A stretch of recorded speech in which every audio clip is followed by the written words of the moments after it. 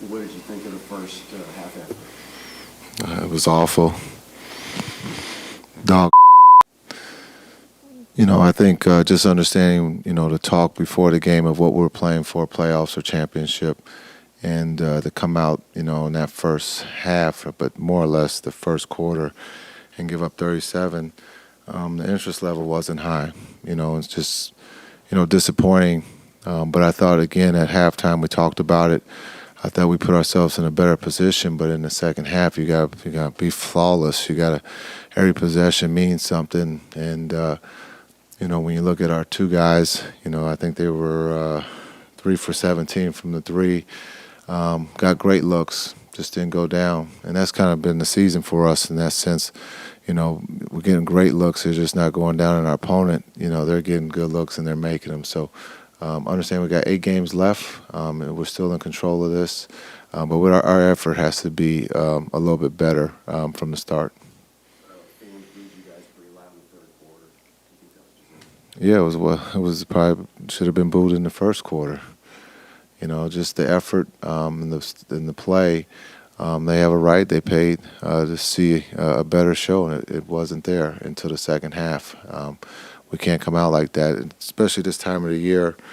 But I thought, again, the guys at halftime, we made the adjustment, and we fought and put ourselves in a position to get back in the game. Talking about the effort of this team, in some lower level of basketball, they would see a coach fire up a team where in the movies or maybe. How does that work in the NBA? These guys are professionals. How do you see motivating a team, and where does that come from? Yeah, minutes and field goal attempts. You got a very short leash of ideas or tricks to be able to self motivate. People. You got to be honest with them. We were searching for someone to give us a spark. Frank gave us a spark there, but in that second half, you got to be perfect. We can't take bad shots and understand playing from behind. You got to take care of the ball. We had turnovers. Got to make some of the open shots, but I thought our defense and our intent defensively helped us get back in that game when we just started switching everything, and then being able to rebound the ball, helped us there too. But when you give up that many points in that first quarter, in the first half, it's tough no matter who you're playing. And we talked about it. You got to respect your opponent, and tonight we just didn't do that. I'm sure you guys might even talk before the game, hey, we've lost to undermanned teams a handful of times this year. Is this a case of thinking, hey, that team has a bad record, played last night, a bunch of guys out, basically tie our shoes and to win? Well, I hope not. This is the NBA, and anything can happen if you put your best foot forward. As I talked about pregame, Cliff is going to have these guys play hard, no matter who's in uniform, and that's what they did. And then they made shots clearly in that first quarter. But our intent, we have to be better. That's just the bottom line. We weren't very good tonight. Luka, you guys obviously know how much is at stake in the game. How do you explain coming out this flat tonight? No. Simple. What did you think about the fans doing? I don't know. I don't know.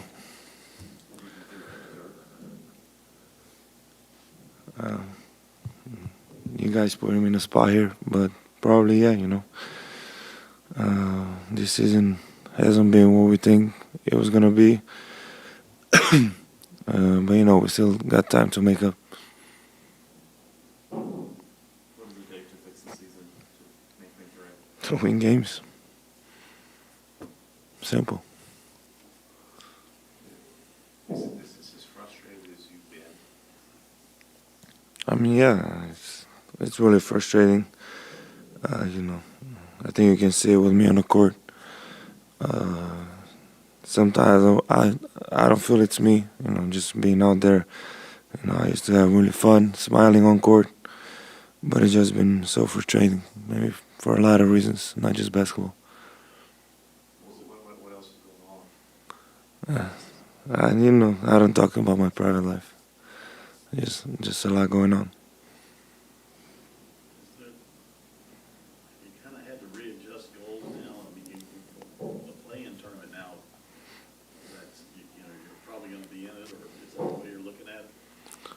I mean, I don't really think we're looking that much at that. We just gotta go and try to win every game from now on. You know, we got a long road trip, so we gotta focus and try to win every game. Luka, what in particular needs to improve to get in a spot where you can win those games? We gotta fight harder and play harder, and that's about it. You know, we gotta show we care, and started with me first. You know, I just gotta lead this team, being better, play harder, and it's on me. You mentioned the joy, and obviously, like last year when you guys were rolling, we saw that. Can you create joy, or does it have to, like, I guess it's a chicken and egg question. Can you create joy, or does that come naturally? I think it's a little bit of both. You know, but you know, if I would know how to create that joy, I would do it. But sometimes it's really hard. But I think it's a little bit of both. The ability to find that joy, is it just about winning or losing, or does it have to do with the way you guys are playing? I think that's a little bit of both too, you know. But I think winning brings you joy. When you win games, you're happy. The locker room's happy, and you're just having fun on the court and playing together. The defense seemed to execute better when there were smaller units and, you know, the defense was switching everything. Do you see that as a possible option to improve the defense going forward? Yeah, I think so a little bit. You know, we went to switching there. I think everybody was more aggressive, feeling more important on defense, and I think that's something we can look at for sure. Concerned? I mean, there's a level of concern every time we step out there, just because we want to execute at a very high level. And I think we want to play well for each other. And, you know, obviously the fans are involved, and that's one thing. But in terms of playing well for each other and playing well for the coaches and just doing the little things to get us wins, I think that's probably the focus. And it's probably where we should put majority of our energy. But in terms of concerns and stuff like that, we got to throw all that out before we get on the court. And I've been in positions before in the season where, you know, we've been under 500 or, you know, kind of scratching and clawing to get into the playoffs. You know, it's not something of a position you want to be in, but it's our reality and we got to face it. And there's no time for excuses or kind of pointing fingers or any blame game. Just move on to the next game and do all that we can to prepare in the best way, because we knew that tonight was a very winnable game against the Charlotte Hornets, despite their record. But it was a very winnable game tonight, and we just didn't come out with the energy or the poise that we needed to start the game off well, and then also kind of just limit their easy opportunities. What do you think when you hear the fans booing, you're down 18 in the third quarter? So what? Just the way I feel about it. I've been in New York City, so I know what that's like. You know, you obviously want to play well, but, you know, there's only 5 people on the court that could play for the Dallas Mavericks. If the fans want to change places, then, I mean, hey, be my guest. Got years of work ahead of you to be great enough to be on this level. But that our focus isn't necessarily on the boos. It should be on our performance and just being there for each other. Boos are, you know, just part of the game. You've been here a month now. What do you know, from what you know about the team, do you see cause for hope?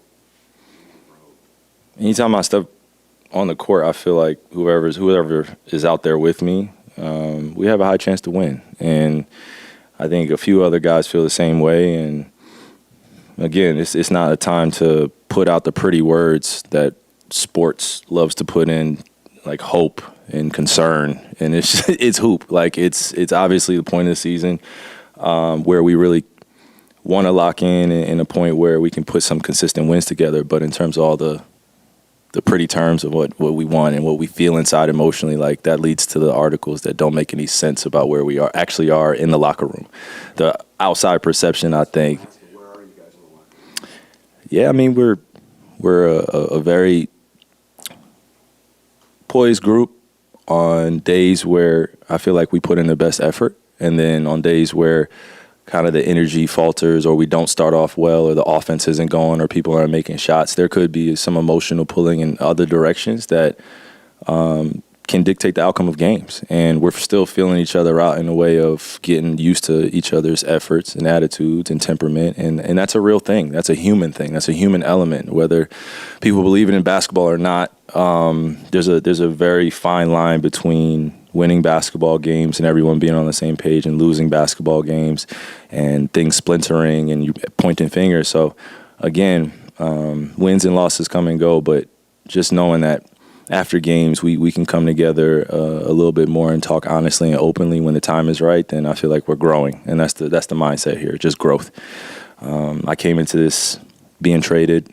He knew what was going to be ahead of us. It wasn't going to be easy, and I like challenges. So bring it on. Like, you know, I'm already ready to get to the next game, as you guys can see. Yeah. Yeah, we have conversations after every game, whether we win or lose. I just genuinely believe there's no time for all the pretty words in sports that we like to throw around. What's going on? What's happening? Where are you guys at? It's basketball. It's hoop. Let's just move on to the next game and get ready for it. The defense seemed to execute at a higher level after going small and kind of switching everything. Mm-hmm. Do you see that as a potential solution going forward, given that the teams try to kind of play big, and sometimes it hasn't quite necessarily translated to the defensive execution? Yeah, I think that was probably the biggest adjustment coming here for me, was going from a primarily switching team where we kept everything above the perimeter. We kicked each other out in the post-up if anybody felt like there was a mismatch. And, coming here, we're a very rotation-based team.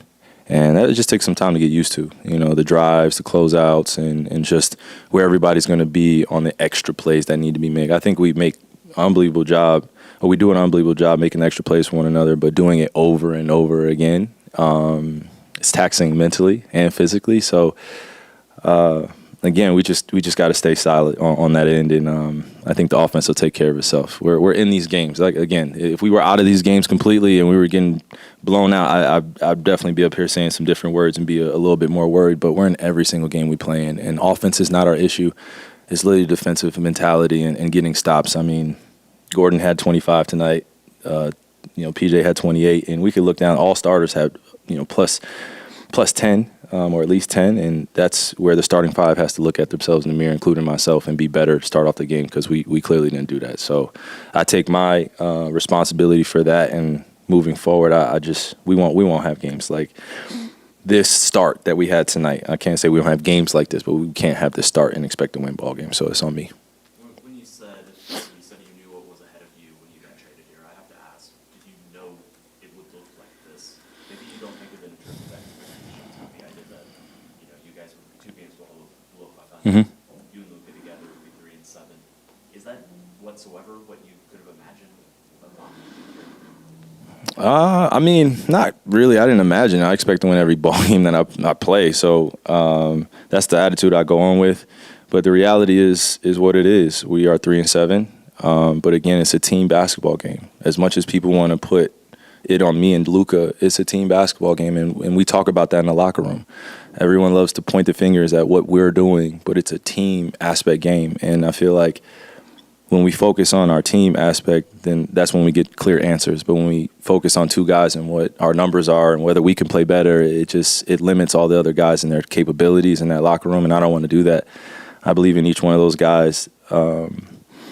And when I was coming here, I knew that giving up Dorian Finney-Smith or giving up Spencer, that was going to be a change to any lineup that they had going on, different minutes, guys getting in and out of the lineup. I haven't necessarily been as healthy as I would like to be at this point in the season. Other guys haven't been as healthy, me and Luka as well, more importantly. But, again, there's no time for excuses. We just got to lace them up and get ready. Thanks.